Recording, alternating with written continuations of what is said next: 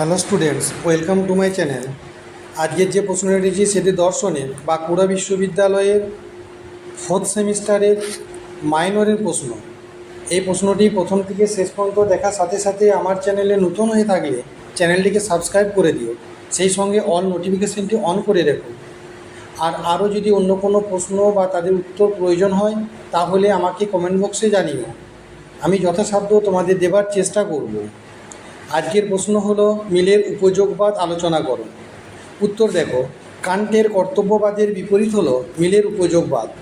মিলই প্রথম উপযোগবাদের প্রবর্তক নন। সুসংগত উপযোগবাদের পরিচয় আমরা পাই জেরেমি বেনথামের রচনায়।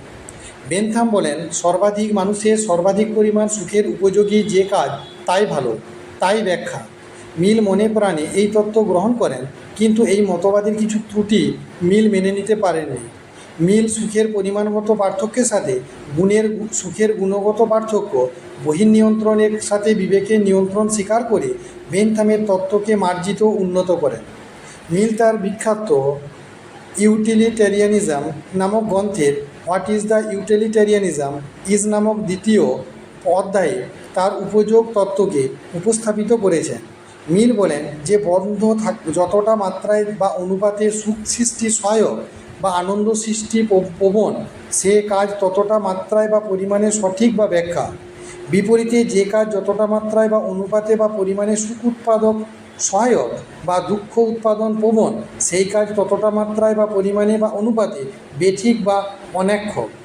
এখানে সুখ বলতে দুঃখের সংশয়হীন সম্পর্কহীন সুখকে বুঝিতে হবে। আলাদা প্যারা। উল্লেখ্য যে মিলের এই সূত্রান্বয়নের মধ্যে কোথাও ইউটিলিটি বা উপযোগ শব্দটি নেই, তবুও এ তত্ত্বের নাম উপযোগবাদ। ইউটিলিটেরিয়ানিজম মিল উপযোগ শব্দটির সাধারণ বা প্রচলিত অর্থে গ্রহণ করেনি। তিনি ইউটিলিটি বা উপযোগ শব্দে হ্যাপিনেস বা সুখকে বুঝিয়েছেন।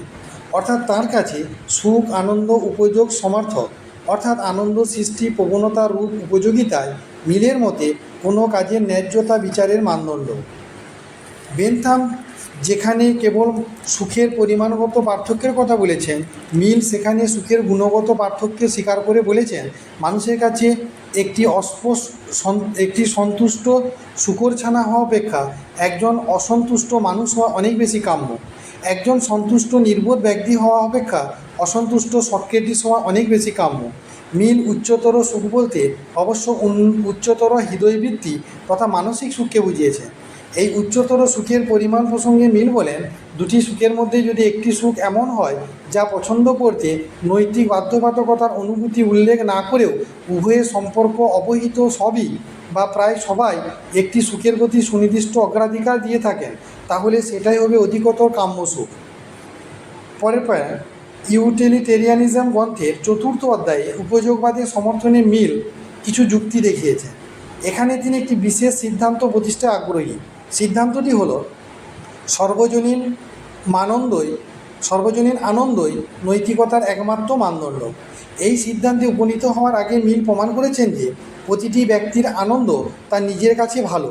আবার যদি প্রতিটি ব্যক্তির আনন্দ তার নিজের কাছে ভালো বলে গণ্য হয়, তাহলে সর্বজনীন আনন্দ সর্বসাধারণের কাছে ভালো বলে গণ্য হয়। অতএব সর্বজনীন আনন্দ অবশ্যই নৈতিকতার মানদণ্ডরূপে গণ্য। সর্বজনীন আনন্দকে নৈতিকতার একমাত্র মানদণ্ড হিসেবে প্রতিষ্ঠায় মিলের যুক্তি মানুষ তাই কামনা করে যা কোনো না কোনোভাবে তার আনন্দে সাধনে সহায়ক হয়। অর্থাৎ একমাত্র আনন্দই জীবনের পরমাদর্শ বা পরম লক্ষ্য। সুতরাং আনন্দ ছাড়া আর কিছুই নৈতিকতার মানদণ্ড হিসেবে বিবেচিত হতে পারে না। সুতরাং আনন্দ নৈতিকতার একটি মানদণ্ড নয়, একমাত্র মানদণ্ড। সমালোচনা। আপাত দৃষ্টিতে মিলের যুক্তিটিকে সত্য বলে মনে করলেও এর বিরুদ্ধে দুটি আপত্তি দেখা যায়। 1 নম্বর, মিল কাম্য শব্দটির প্রয়োগে দ্ব্যর্থকতা দোষের শিকার হয়েছে। কাম্য শব্দটি দুটি অর্থে ব্যবহৃত হয়। কখনো কখনো কাম্য শব্দের অর্থ হলো যা কামনা করা সম্ভব। এই অর্থে প্রায় সব কিছুই কাম্য। ধন, সম্পদ, যশ প্রায় সবই কাম্য করা যেতে পারে। এই কাম্যতা এখানে মূল্য নিরপেক্ষ ধর্ম। এই অর্থে যাবতীয় নিয়ম কাম্য নয়, সব শ্রেয় তাই কাম্য। 2 নম্বর, উপযোগবাদ প্রমাণে মিল সমাহার দোষের শিকার হয়েছেন। যদিও প্রতিটি ব্যক্তি আনন্দ তার নিজের কাছে দেনা বলে অন্য গণ্য হয়, তাহলে সর্বজনীন আনন্দ সর্বসাধারণের কাছে ভালো বলে গণ্য। কিন্তু একটা গোষ্ঠী বা শ্রেণীর প্রতিটি সদস্য সম্পর্কে বা সত্য বা সমস্ত গোষ্ঠী বা শ্রেণী সম্বন্ধে সত্য নাও হতে পারে। সকলের ওই নিজের বাড়ির দরজা খুলে রাখার অধিকার আছে, তাই বলে একজন ব্যক্তি অপর একজন ব্যক্তির বাড়ির দরজা খুলে রাখার অধিকার নেই। যা ব্যক্তি ধর্ম, তাই গোষ্ঠী বা শ্রেণী ধর্ম মিলের এই বিশ্বাস ভ্রান্ত।